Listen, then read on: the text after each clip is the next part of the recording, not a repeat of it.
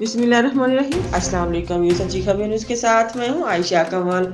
सियालकोट से district reporter Faizan Mughal की report के मुताबिक सियालकोट का मोबाइल बगैर लाइसेंस ड्राइविंग करने वाले अफराद के खिलाफ सियालकोट पुलिस का मुनफरदी क्रैकडाउन। सियालकोट का उमर ड्राइवर्स वालदैन समेत पुलिस लाइन में पाबंद वालदैन की काउंसलिंग और आइंदा बच्चों को मोटरसाइकिल न देने की तहरीरी यकीन दहानी पर वार्निंग देकर छोड़ दिया गया।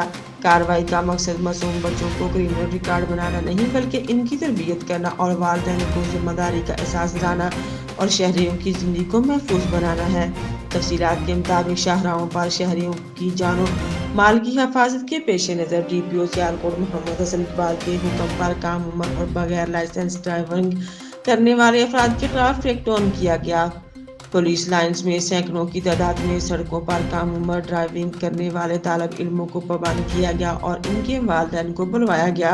यहाँ पर रेस्क्यू 1122 के अमले ने इनको आए रोज पेश आने वाले हादसा के बाबत ब्रीफ किया। मुहिम के दौरान पाबंद किए गए कम उम्र ड्राइवर्स के वालिदैन की जानिब से आइंदा ड्राइविंग न करने की तहरीरी यकीन दहानी देने पर वार्निंग देकर छोड़ दिया गया।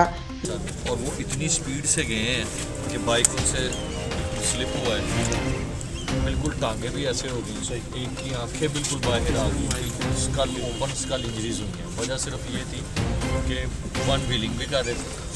सबसे ज़्यादा इनका जो इशू है, चले अंडर एज तो हैं, साथ साथ जो ये वन व्हीलिंग करते हैं, ओवर रूल, फिर मतलब इशारों को काटना, चलाना, हेलमेट का भी जी